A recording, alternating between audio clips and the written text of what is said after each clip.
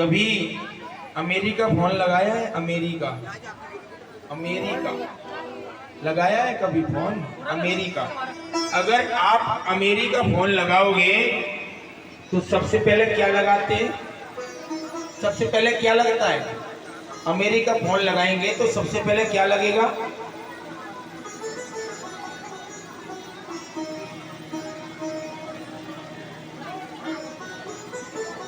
Zero. सबसे पहले zero लगता है ना। अमेरिका अगर हम फोन लगाएंगे तो सबसे पहले जीरो लगेगा, अर्थात जब हम जीरो लगाएंगे जब अमेरिका संपर्क साध पाएंगे, हाँ या ना।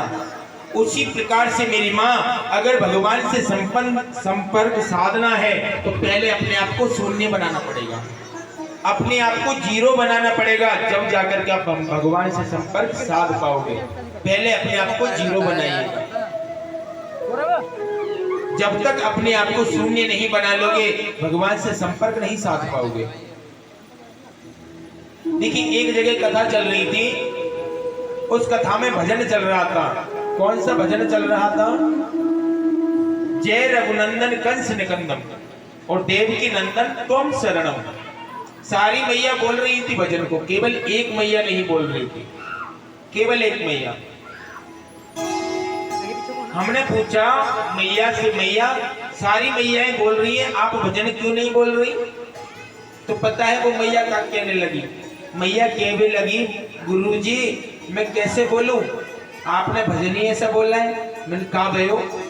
बोले गुरुजी जो आप भजन बोल रहे हो ना, जय रघुनंदन कंस निकंदन और देवकी नंदन त्वम शरणम, बोले जो आप कह रहे हो ना, इनके पिताजी का नाम है देवकी नंदन। मेरी बच्ची बैठी है ना, इसके पिता का नाम है देवकी नंदन।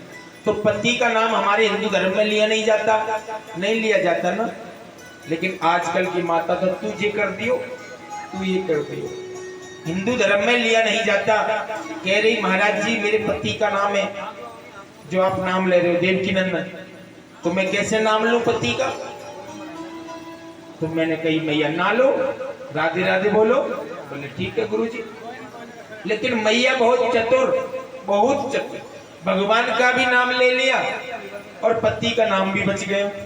पता है उसने कौन से दिमाग से नाम लिया भगवान का? जय रघुनंदन कंस निकंदम और चंपा के पापा तुम शरणम। उसकी पुत्री का नाम था चंपा। जय रघुनंदन कंस निकंदम और चंपा के पापा तुम शरणम। पति का नाम भी बच गया और भगवान का नाम भी आ गया। अच्छा एक बात बताइए, आपने देखा होगा गणेश जी को, गणेश जी जब माता पार्वती जी स्नान कर रही थी उस समय द्वार पर कौन खड़े थे? गणेश जी। शंकर भगवान आए, आकर के गणेश जी ने रोका तो शंकर भगवान ने गणेश जी की गर्दन काट दी थी, काट दी थी ना। वो गर्दन कहाँ है? कहीं तो गिरी होगी गर्दन जाकर के, कहाँ है वो गर्दन? मैया कहाँ है वो गर्दन जो गर्दन काटी थी लंका में? वो गर्दन कहाँ गिरी? वो गर्दन कटते ही गिरी समुद्र तट पर। समुद्र तट पर गिर करके उस गर्दन में से बना ताड़ वृक्ष, ताड़ वृक्ष जिसमें, और ताड़ वृक्ष में क्या लगते हैं? नारियल। गर्दन कट के समुद्र तट पर गिरी, उसमें से ताड़ वृक्ष बना, उस ताड़ वृक्ष में नारियल लगते हैं और नारियल को हम क्या कहते हैं? श्री फल। अर्थात माताएं नारियल को फोड़ती नहीं है। क्यों नहीं फोड़ती? क्योंकि नारियल को बालक का सिर माना जाता है, हाँ या ना। उस सिर में से बना नारियल।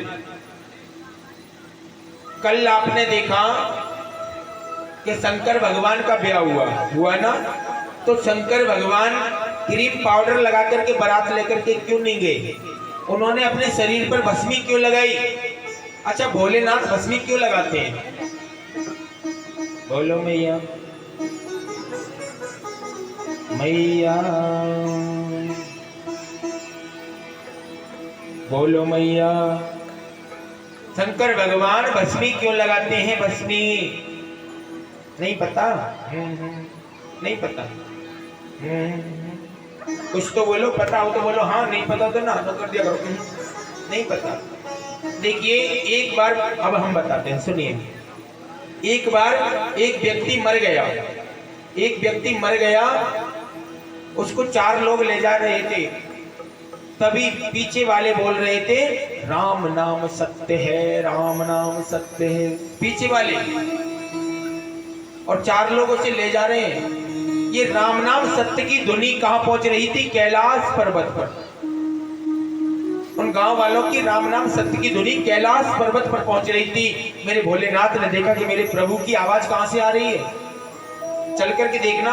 और भोलेनाथ जैसे ही बाबा जी का वेश बना करके आए धरा धाम पर, तो देखा कि मुर्दा जा रहा है, उसके पीछे वाले बोल रहे हैं राम नाम सत्य है।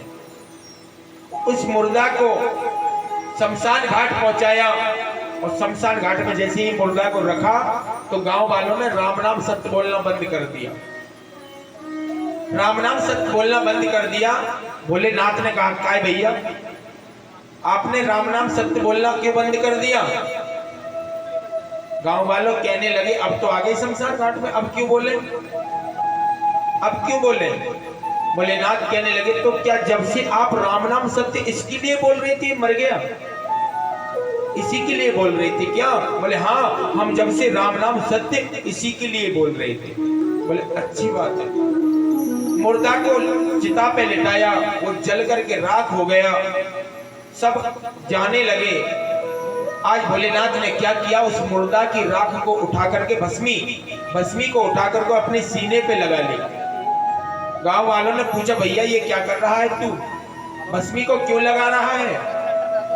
तो भोलेनाथ ने कहा भैया ये जो मरा है ना, ये जो मरा है इसके वजह से पता नहीं कितने लोगों के मुख पर राम नाम आया है। ये जो मरा है इसकी वजह से पता नहीं कितने लोगों के मुख पर राम नाम आया है। अगर इसकी भस्मी को मैं मेरे सीने पे लगाऊंगा तो मेरे रोम रोम से मेरे राम का नाम निकलेगा, मेरे रोम रोम से मेरे गोविंद का नाम निकलेगा। इसलिए मैं इस भस्मी को लगा रहा हूं। इसलिए भोलेनाथ शमशान घाट की भस्मी अपने सीने पे धारण करते हैं।